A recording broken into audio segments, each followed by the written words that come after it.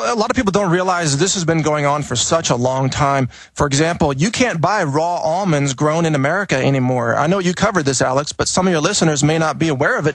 The FDA and the California State Almond Board came in and said you have to fumigate or irradiate the almonds to effectively kill them before you can sell them to American consumers. And why do they do that? Because raw almonds are a type of superfood. In fact, they contain an anti-cancer element that's part of an anti-cancer formula used in Chinese medicine.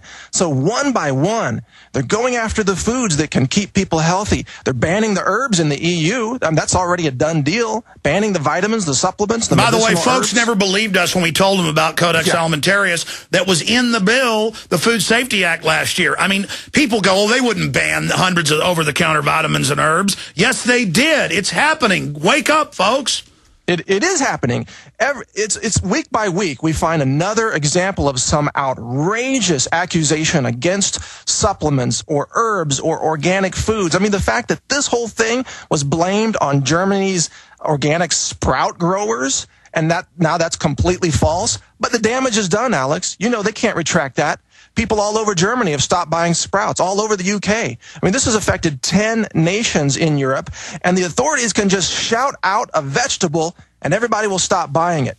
Carrots. Oh, all of a sudden no one's buying carrots anymore. Lettuce. No more lettuce. Spinach. No more spinach. I mean, this is economic warfare against the vegetable And they know farmers. what they're doing. They just randomly move. They could go test in minutes and see if it's that E. coli strain. They don't care. They knowingly every day throw out a new thing to scare everybody. But don't worry, we've got GMO that's safe. We've got irradiated produce, which they're now starting to do. We've gassed all your produce with sodium fluoride gas. Everything's okay now. We've killed all the food so it's safe. We've taken that raw milk. We're taking that cheese from raw milk.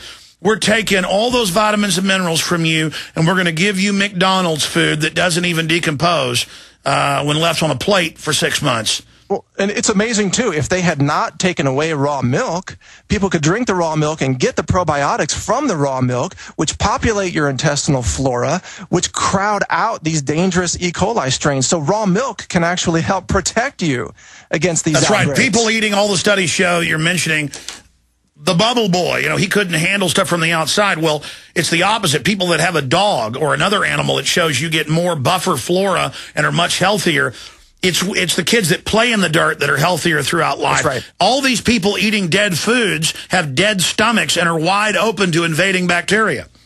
They're living in more and more in a sterile environment. Even parents, they're afraid to have their kids go outside and touch the dirt, you know? Oh, the evil dirt, how terrible. Well, other science shows that if you're in the dirt and you actually inhale some of the dirt microbes, they increase your cognitive function. They make you smarter. And they also boost your immune function. We need more probiotics. We need more living foods. But instead, the global elite, they're just taking them away one by one, destroying the markets. Do they know why breathing in farmers. dirt, as I saw that new scientist reported on that last year, why breathing microbes in dirt makes you smarter? I guess it triggers some enzyme reaction, or the olfactory is excited by it and it causes neural connections to open. I know they don't know why. I'm speculating. Mike Adams, naturalnews.com. Stay with us. Final segment straight ahead right here on the GCN Radio Network. A ton of key news at GCNlive.com. I want to remind new listeners that over 4,000 American foster children in the 1940s, 50s, and 60s were radiated to death knowingly in radiation tests by the U.S. government. Europe did the same thing. Israel did the same thing. Israel, to their children as well. You think Israel doesn't care about mowing down Palestinians. They don't care about frying their own kids. Same thing with our government. You know about the syphilis and the black men shooting them up with it. Now you know about it in Latin America, shooting the kids up. The UN constantly caught giving people polio, claiming it's a vaccine. So, of course, they would release a weaponized E. coli. In fact, it even came out that back, what was it, in 2001 or 2000, the British government had done a drill and was the source of the weaponized foot and mouth. That was used to target and knock out so many of the farmers there. So, yes, these are ruthless killers who want a scientific dictatorship. There's very small numbers of them at the top who use the bureaucracy to... to carry this out. Remember Rick Perry trying to force Gardasil that they knew was killing girls in trials on the children of Texas. Folks, we're not just here saying, oh, the government did this. We've learned to watch them. We've learned to study them. We've learned to see who they target. This is 100% staged, Mike Adams. Mike, how long will they go on with the deaths in Germany and the deaths in Europe and the hyping government takeover of everything? Well, they will try to milk this for as much play as they can get. They want to spread as much fear as possible so that they can come in with the reaction solution and have people call for more food regulations. And, of course, they're going to crack down on the organic farms and the vegetable producers. And if this doesn't do what they want, they'll just stage another one, Alex. You know, look, if you get back to the genetic code of this strain of E. coli, you have to ask who has the technical ability to create this, because that will point you to who's doing it. And it's really only the drug companies or the government infectious disease organizations, such as the CDC in the United States. Similar organizations across Europe have that capacity. Maybe a university has the capacity, but this is really more of an expert creation of a bioengineered strain of E. coli. Now, if they do trace it back to a food, something like lettuce, let's say, then you have to ask, well, how did it get in the lettuce? Well, that's a simple matter.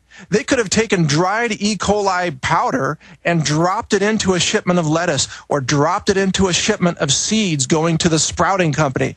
They could have injected it into the food supply at any point so that they can target a specific food to blame for the outbreak. It's a simple matter. By the way, British intelligence is saying Al-Qaeda might be involved. No proof, but maybe Adam Gadon will pop up and tell us he did it.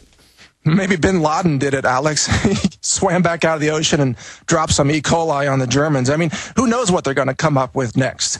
They could come up with anything, and people would believe it. That's the thing. People are believing this in the mainstream, but of course, fortunately, more and more people are waking up in the alternative media and realizing that that story doesn't make sense. The real story is the story that we're explaining here. This has been engineered. Well, what's the tipping point, though, when the alternative becomes the mainstream? I see that beginning to happen, and that's why the ruling establishment, the social engineers, are bum-rushing society on every front. That's why old Hades is starting to break loose. They're attempting to create enough chaos to pose as saviors to keep themselves in place. Yeah, the tipping point is coming. More and more people are waking up, and those who aren't are frankly dying from things like E. coli or from things like vaccines. I had a guy tell me recently, hey, he thinks vaccines are a global IQ test, and those who fail the IQ test end up with infertility from vaccines or GMOs or fluoride. I mean, that's one way to look at it. Not my favorite way to look at it, but they're testing people. Hey, for sure. I was out this weekend in public, and I was with my children at a restaurant. It was packed. And I was looking at children who were 7, 8, 9 years old, and they all talked like they were retarded and acted like they were retarded, all mildly autistic. And I was looking at everybody. They were like hit by a mutation ray. Folks, this is scary. Mike Adams, thank you so much. Retransmission starts now. PrisonPlanet.tv.